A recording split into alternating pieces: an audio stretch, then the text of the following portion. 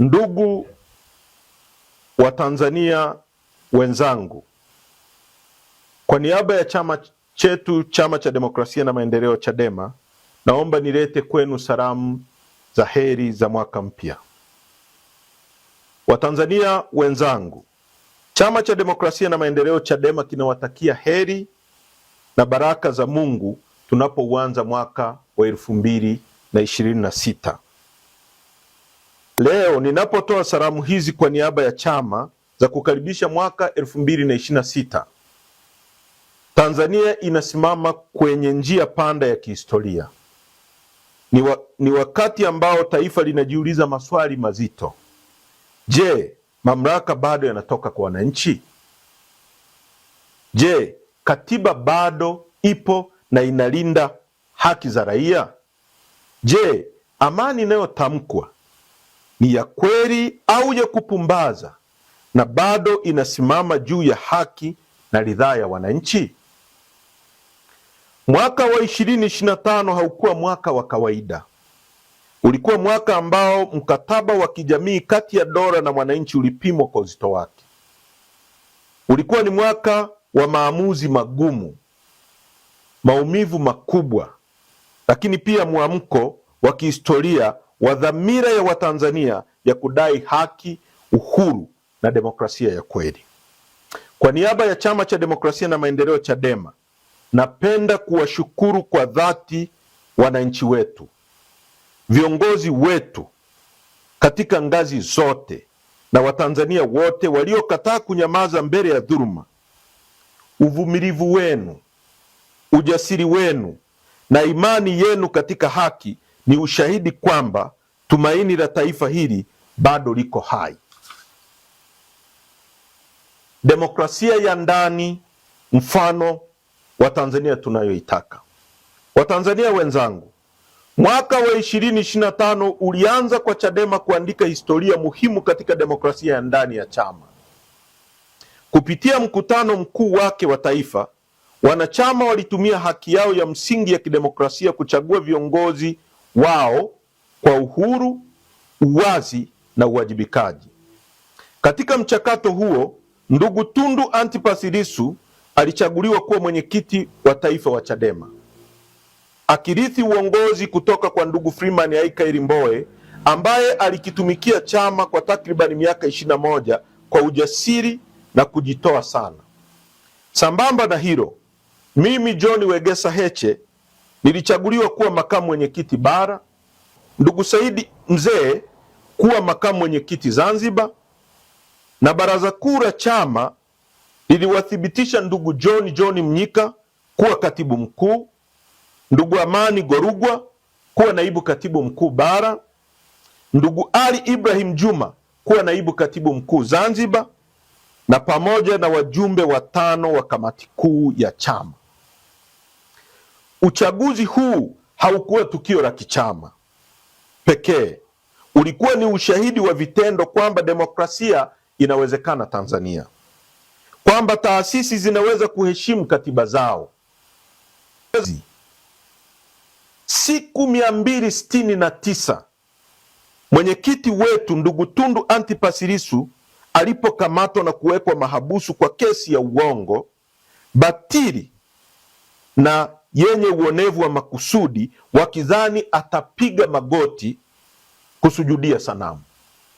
Chadema na Watanzania kwa ujasiri tunajivunia kuwa na Tundu Antipas Lissu kama tunu ya taifa,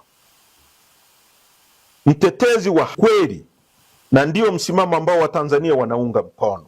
Kuendelea kumshikilia ndugu Lissu kwa sababu zinazoonekana na Watanzania wote kuwa ni ubatili, uongo na uonevu ni kuendelea kutia unajisi mifumo ya haki na mamlaka ya dola kwa kushusha zaidi na kuendelea kufanya wananchi kupoteza imani na mifumo ya uendeshaji wa mashauri na mifumo ya haki nchini.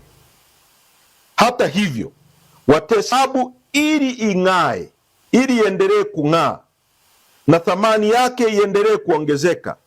Hivyo, ndugu Tundu Lissu anaendelea kuwa dhahabu inayoendelea kuongezeka thamani, pia ni tunu ya taifa hili katika mapambano ya kudai utawala wa demokrasia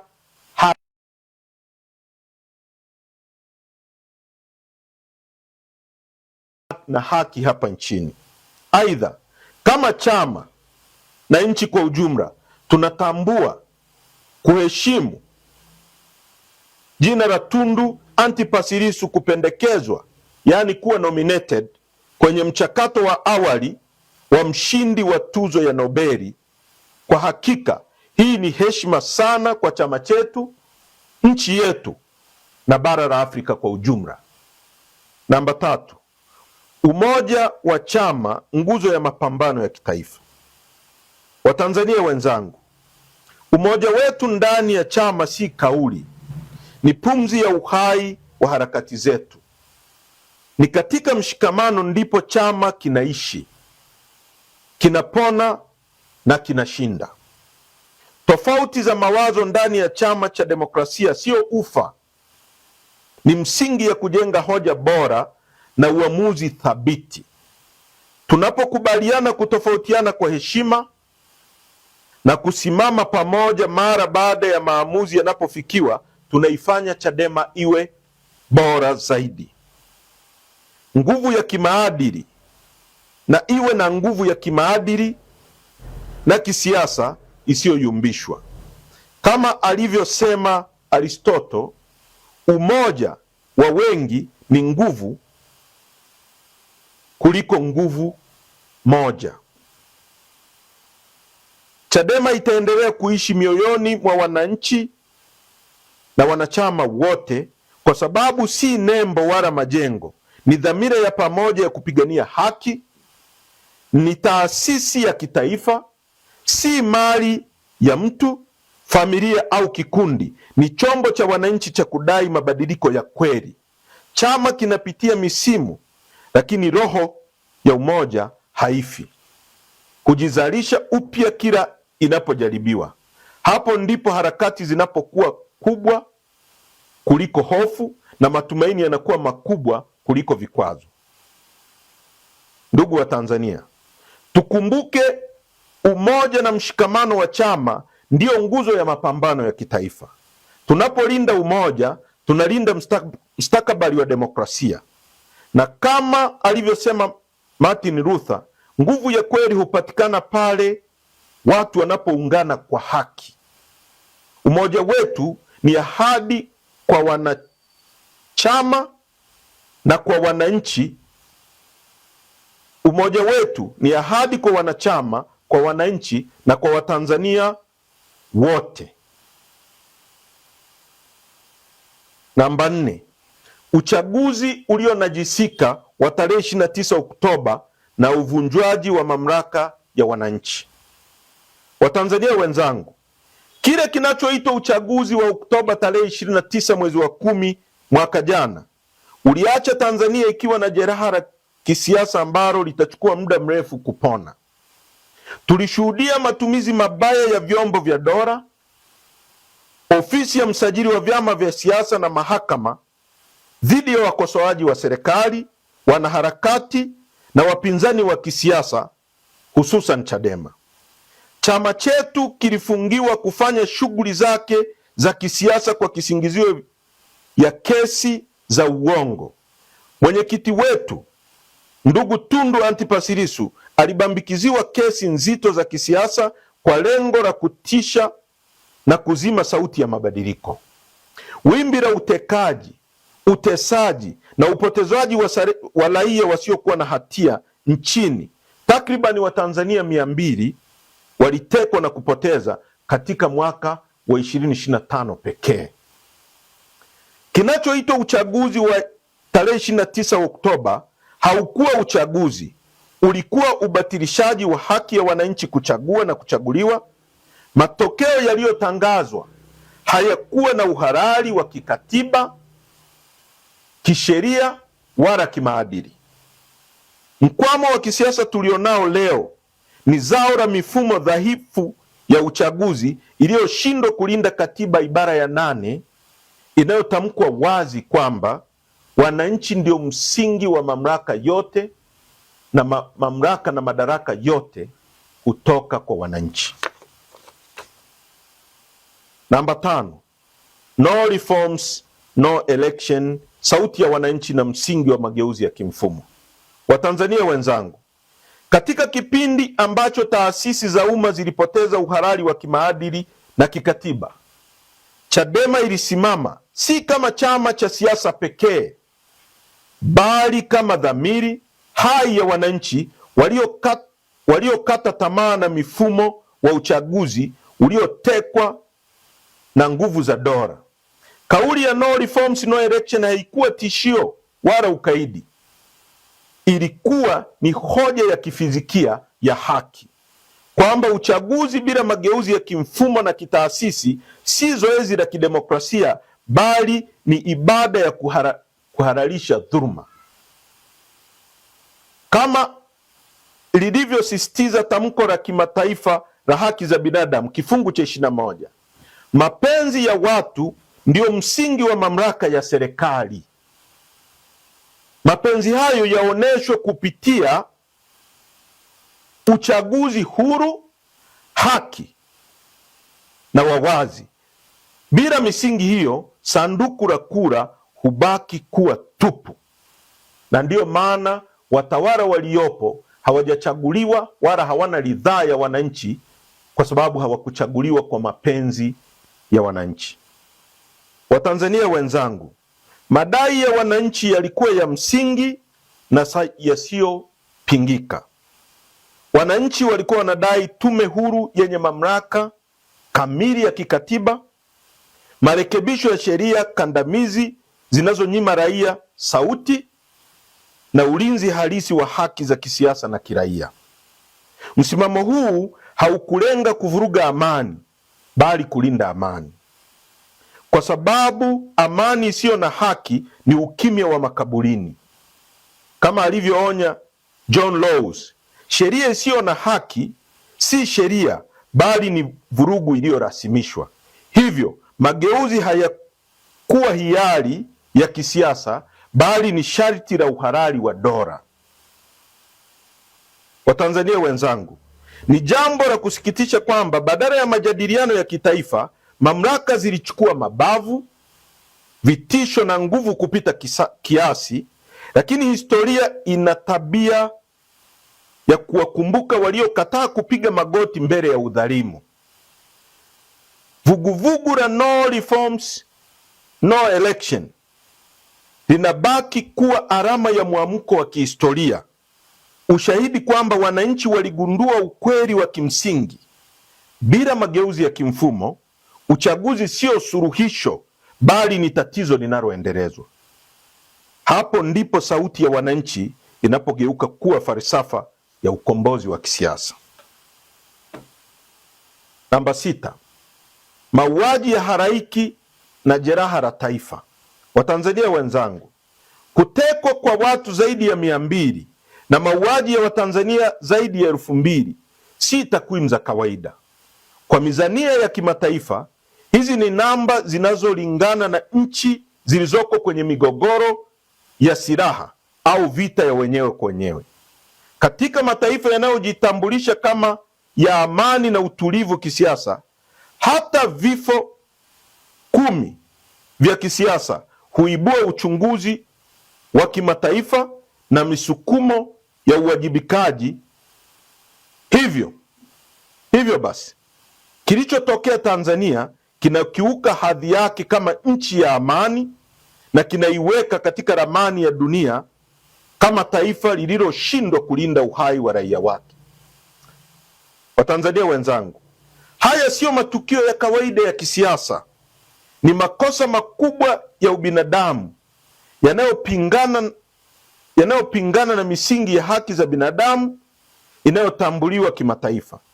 Ndiyo maana Chadema inasisitiza uchunguzi huru, unaoaminika na wenye uwakilishi wa kimataifa, kwa sababu kiwango cha madhara kimevuka uwezo wa taasisi za ndani kujihakiki zenyewe. Taifa lolote linalojali heshima ya watu wake, linalojali heshima yake duniani, haliwezi kunyamazia damu ya raia wake ikimwagika bila ukweli na uwajibikaji. Na hapa kuna ukweli mchungu kwa watawala. Damu ya raia inapomwagika bila majibu, majonzi ya familia yanapogeuka takwimu za kutisha na kilio cha wahanga kinaponyamazishwa na dola, serikali hupoteza sio tu uhalali wake kutawala, bali pia utu wa kimaadili wa kuongoza binadamu wenzao. Tunadai haki kwa wahanga, kwa waliopoteza viungo vyao, na kwa familia zilizobaki na majonzi yasiyo na majibu.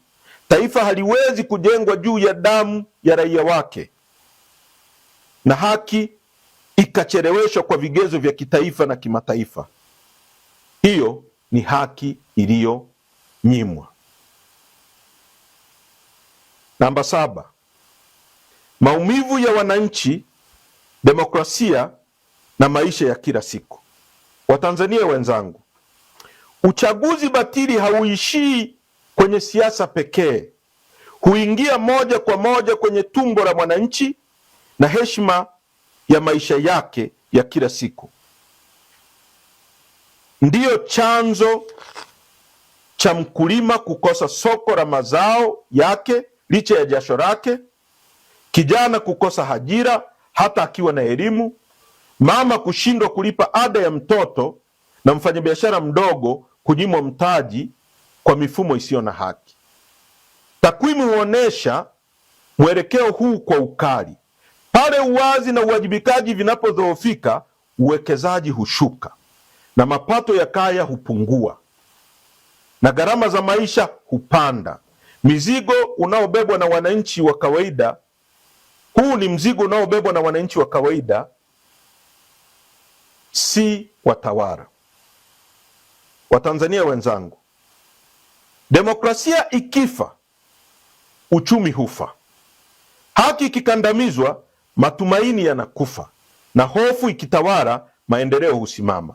Hizi si kauli za kisiasa pekee, bali ni ukweli unaothibitishwa na uzoefu wa mataifa mengine. Nchi zenye chaguzi huru na taasisi imara huongeza ajira, hupunguza umaskini na kuboresha huduma za jamii. Kinyume chake, pale sauti ya wananchi inaponyamazishwa, takwimu hubadilika kuwa maumivu na gharama hulipwa na mwananchi kila siku. Namba 8, mwelekeo wa Tanzania tunayoitaka. Watanzania wenzangu, tunaitaka Tanzania inayosimama juu ya katiba iliyo hai, si maandishi matupu, bali mkataba wa haki kati ya wananchi na dola. Tanzania inayotawaliwa na sheria, si matakwa ya wachache. Tanzania inayolinda haki za binadamu kama msingi wa utu, si hisani ya watawala. Tunakataa dhana potofu kwamba mamlaka huzaliwa kwa hofu. Mamlaka ya kweli hutoka kwa wananchi kwa ridhaa yao, si kutoka kwenye mtutu wa bunduki wala mihuri ya taasisi zilizotekwa na kupotoshwa. Watanzania wenzangu, Chadema tunadai katiba mpya ya wananchi, katiba itakayorudisha heshima ya kura, kusimika uwajibikaji na kufungua njia za haki kwa wote. Tunadai tume huru ya uchaguzi ili sauti ya wananchi isizimwe, ili uamuzi wa wengi usipinduliwe na wachache.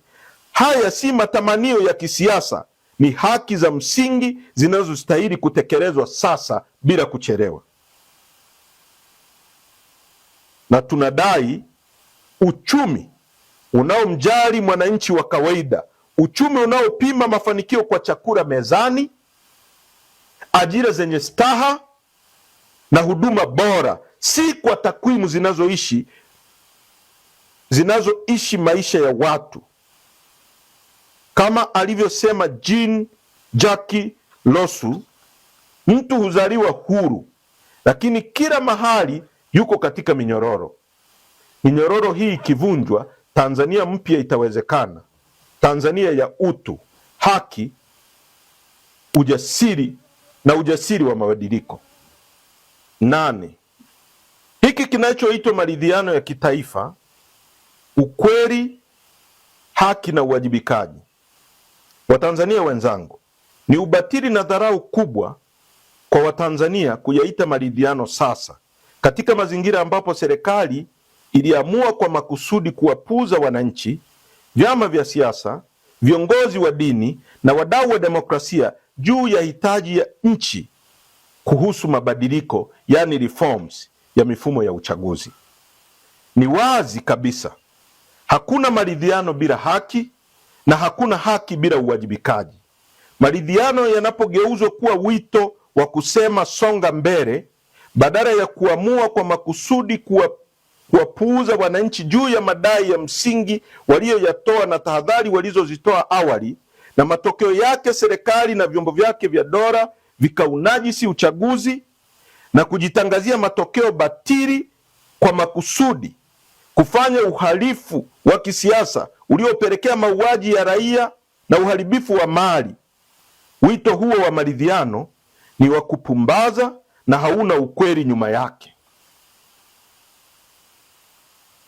Maridhiano bila kukiri makosa na kuwajibisha waliotenda makosa, hapo maridhiano hugeuka kuwa aina ya ukandamizaji wa kumbukumbu wa mambo yaliyotokea. Watu wameuawa kwa maelfu, watu wamekuwa vilema, wamesingiziwa kesi za uongo, za uhaini. Taifa linaomboleza kwa machozi ambayo mpaka leo hayajakoma. Kama chama tulishauri kuwa ni vyema familia za wote waliouawa na kupata vilema zipewe fidia kama sehemu ya kuonesha kujali utu wa mtu, lakini watawala dhalimu wamepuuzia. Halafu leo unaita maridhiano. Tunafahamu haki si kulipiza kisasi. Haki ni kurejesha utu wa waathirika na imani ya wananchi katika taasisi za dola. Bila uwajibikaji wa waliohusika, iwe ni kupitia vyombo vya haki, tume huru za ukweli au marekebisho ya taasisi, maridhiano hubaki kuwa kauli ya kisiasa, si mkataba wa kijamii. Chadema tunaendelea kuomboleza nanyi wa Tanzania katika huzuni tuliopitia wote, na tutaendelea kuwapa faraja na matumaini kuwa iko siku itafika, hakika kila uovu, ukatili na hila itawajibishwa na haki kwa haki, na taifa litafikia kilele cha furaha na maendeleo ambayo tunayasubiri kwa muda mrefu sana. Chadema, chama chenu, hakitakuwa tayari kwa maridhiano yenye kupumbaza, kuhadaa, yenye ulaghai na yenye kuondoa taifa kwenye ukweli na haki. Kamwe hatutawasaliti wa Tanzania. Namba 9, mwelekeo wa harakati za Chadema. Watanzania wenzangu, Chadema itaendelea kuwa sauti huru, imara na yenye ya kuaminika ya wananchi, si kwa maneno bali kwa vitendo vinavyogusa maisha halisi ya Watanzania. Katika zama hizi za siasa mpya zinazotawaliwa na teknolojia, taarifa na mabadiliko ya kasi ya kijamii, Chadema inajitambulisha kama harakati ya kisiasa, yani modern political movement, inayosikiliza wananchi, inajifunza kutoka kwao na inayowapa jukwaa la kushiriki kikamilifu maamuzi yanayowahusu. Siasa za kizazi kipya haziridhishwi tena na kauli za jumla au ahadi zisizokuwa na mifumo ya utekelezaji. Zinahitaji uwazi, uwajibikaji na uongozi unaoonekana na unaogusika, unaojibu changamoto za sasa kama ajira, gharama za maisha, haki za kidijitali na usawa wa kijamii. Katika mwelekeo huo, Chadema itaendelea kujenga na kuimarisha ushirikiano mpana wa kimkakati na vyama vya siasa vinavyoamini katika demokrasia ya kweli, asasi za kiraia, taasisi za kidini, wanazuoni, wanahabari na jumuiya za kimataifa. Ushirikiano huu si wa kimaslahi ya muda mfupi, bali ni sehemu ya falsafa ya siasa shirikishi, yani inclusive politics, inayotambua kuwa mapambano ya haki, demokrasia na maendeleo hayawezi kushindwa kwa chama kimoja pekee. Katika dunia ya leo ambapo demokrasia inakabiliwa na changamoto mpya, kama kudhibiti taarifa, siasa za hofu, kudhoofisha taasisi, Chadema itaendelea kusimama kama nguzo ya kulinda maadili ya utawala wa sheria na haki za binadamu. Watanzania wenzangu, tunaitaka ofisi ya msajili wa vyama vya siasa nchini kuacha kutumika kama chombo cha kuumiza na kukandamiza demokrasia ya vyama vya siasa vya upinzani, hasa Chadema, kwa lengo la kuilinda Chama cha Mapinduzi. Kesi tulionayo mahakamani ya madai ya mgawanyo wa mali namba 8323 ya mwaka 2025 ya ndugu Said Issa na wenzake ni batili, ipo kwa lengo la kunyamazisha sauti ya haki na demokrasia nchini. Zaidi ya yote, Chadema inatambua kuwa mustakabali wa mabadiliko ya kweli upo mikononi mwa kizazi kipya. Hivyo tutawekeza kwa makusudi katika kuandaa, kulea na kuwezesha vijana, hasa kizazi cha Gen Z, ili wawe si watazamaji wa siasa, bali wawe wabunifu, wapangaji na waendeshaji wa ajenda za mabadiliko.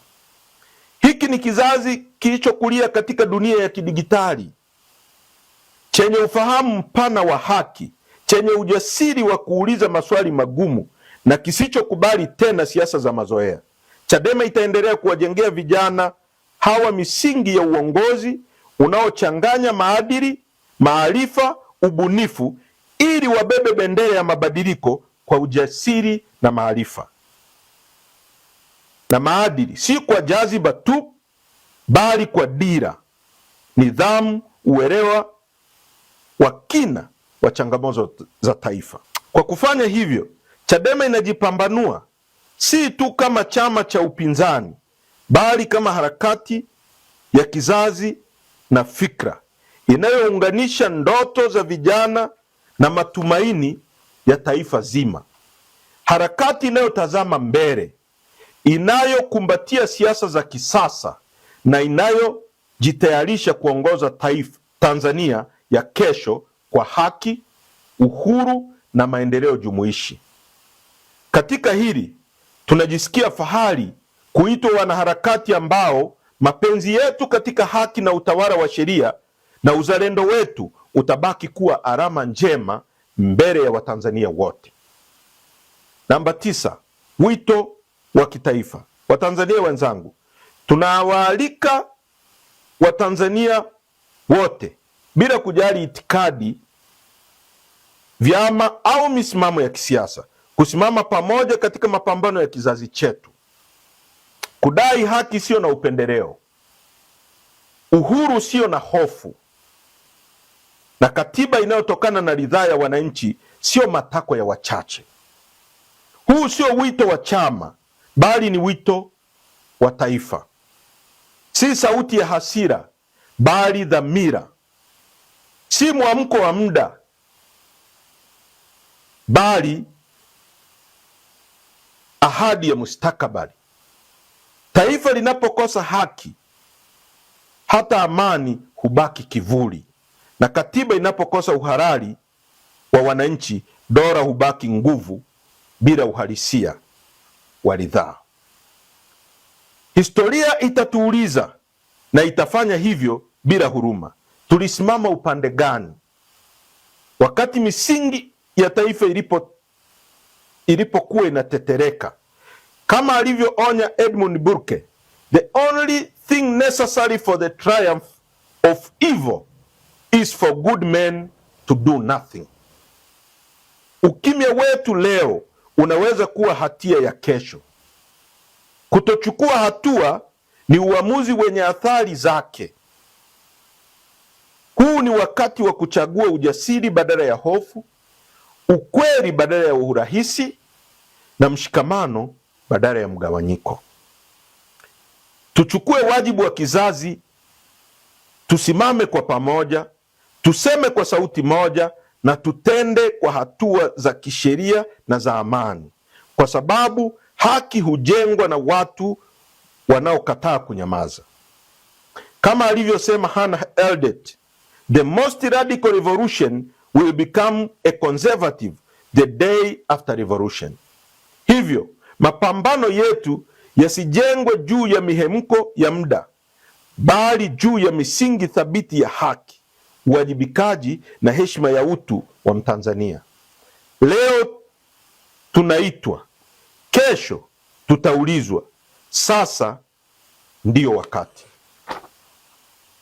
Kwa umuhimu, tunaomba wanachama na Watanzania wote kuendelea kutuunga mkono na kuendelea kujiunga na Chadema kupitia mfumo wa Chadema Digital. Ni wakati sahihi sasa Watanzania tusimame, tuhesabiwe. Hivyo hesabu yetu na isomeke kwa kujiunga kwa wingi kama wanachama wa chama hiki mnachokiamini. Aidha, tunawaalika wananchi wote kushiriki na kuungana nasi katika wiki ya maadhimisho kwa chama chetu ambayo yatahitimishwa kwenye kilele cha tarehe 21 Januari 2026, siku ambayo Chadema ilipata usajili rasmi wa kudumu kama chama cha siasa. Hitimisho. Watanzania wenzangu, mwaka 2026 usiwe mwaka wa ahadi tupu, bali uwe mwanzo wa awamu mpya ya mapambano ya kikatiba, kidemokrasia na kimaadili. Mapambano yanayomrejeshea mwananchi heshima yake, sauti yake na mustakabali wake. Historia imetufundisha jambo moja lisilopingika: hakuna dola iliyokuwa kubwa kuliko haki, na hakuna nguvu iliyokuwa imara kuliko umoja wa wananchi walioamua kusimama upande wa ukweli. Tukiwa wamoja, tukijawa na ujasiri wa kusema kweli, na tukiwa na imani isiyotikisika katika haki, tutavunja ukimya wa hofu na minyororo ya udhalimu. Kama alivyosema Martin Luther, the arc of moral universe is wrong, but it bends toward justice. Huu ni wakati wetu wa kupinda huo mkunjo wa historia kwa mikono yetu wenyewe. Kwa umoja wetu, kwa ujasiri wetu, kwa imani yetu na haki, tutashinda. Sio kwa sababu ni rahisi, bali kwa sababu ni sahihi. Mungu ibariki Tanzania, Mungu ibariki Chadema. Asanteni kwa kunisikiliza.